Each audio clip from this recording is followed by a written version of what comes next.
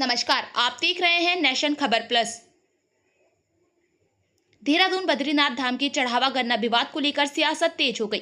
Dehradun press club में आयोजित press वार्ता में कांग्रेस प्रदेश अध्यक्ष गणेश गोदियाल ने बद्री केदार मंदिर समिति के अध्यक्ष हेमंत द्विवेदी पर गंभीर आरोप लगाए और नैतिकता के आधार पर उनके इस्तीफे की मांग की।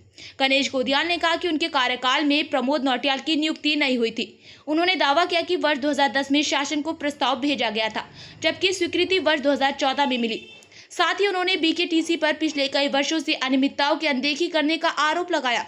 प्रेस वार्ता के दौरान गोदियाल ने हेमंत द्विवेदी को सार्वजनिक चर्चा की चुनौती देते हुए कहा कि चढ़ावा गन्ना से जुड़े सभी आरोप निराधार हैं और वे हर मुद्दे पर तथ्यात्मक जवाब देने को तैयार हैं। ऑफिस में उनका आना संभव हो पाएगा, न बीजेपी के ऑफिस में मेरा जाना संभव हो पाएगा। इसलिए ये उभय पक्षों का मंच है और इस उभय पक्षीय मंच पे हम दोनों आ सकते हैं और एक स्वस्थ परिचर्चा हो, मेरा ऐसा इरादा था। लेकिन अभी तक वो हमने इंतजार किया, वो आए नहीं है। अभी भी इस चर्चा के दौरान अगर आ गए तो उनका स्वागत है और वो यहाँ पर विराजमान होंगे। साथियों, अब चूंकि वो नहीं आए हैं तो उन्होंने जो सोशल मीडिया में कहा, मैं उस पर कुछ बातें डालना चाहता हूँ, कुछ प्रकाश डालना चाहता हूँ। सबसे पहली बात, ये जो आपस में जो तकरार पैदा हुई, ये तकरार इस बात से पैदा हुई कि श्री बद्रीनाथ जी के चढ़ावे में गिनती के दौरान एक व्यक्ति उस चढ़ावे से कुछ पैसा उठाता हुआ देखा गया सीसीटीवी में। ये सबसे पहली बात उजागर न तो कांग्रेस ने की, न किसी राजनीतिक दल ने की, बल्कि एक सामाजिक संगठन ने की।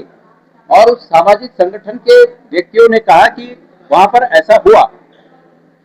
सबसे पहली बात, मंदिर समिति को तत्काल प्रभाव से उसकी उचित जांच करनी चाहिए थी और उस पर कार्रवाई करनी चाहिए थी, जो कि नहीं हुआ। सबसे पहले तो मंदिर समिति के अध्यक्ष इस बात के लिए दोषी हैं कि उन्होंने इस बात को दबाने के लिए भरपूर प्रयास किए और उसके बाद जब हमने ये बात उठाई, मुझे ये बात कुमाऊं दौरे के दौरान पता लगी और बागेश्वर में बाबा बागनाथ के मंदिर में हमने 1 घंटे का मौन उपवास किया कि अयोध्या में राम मंदिर में चोरी हो रही है, हमारे उत्तराखंड में भगवान बद्री विशाल जी के मंदिर में चोरी हो रही है और ये चोरी करने वाले लोग आज जो सत्ता में लोग हैं, उनके करीबी लोग हैं। इस बात को हमने उठाया और कांग्रेस पार्टी के इस बात को उठाने के बाद हम ये मानते थे कि प्रदेश के मुख्यमंत्री इस मामले में इंटरवेन करें और ऐसे लोग जो जांच को प्रभावित कर सकते हैं उनको साइड करें और एक तटस्थ जांच करें, लेकिन वो नहीं हुआ।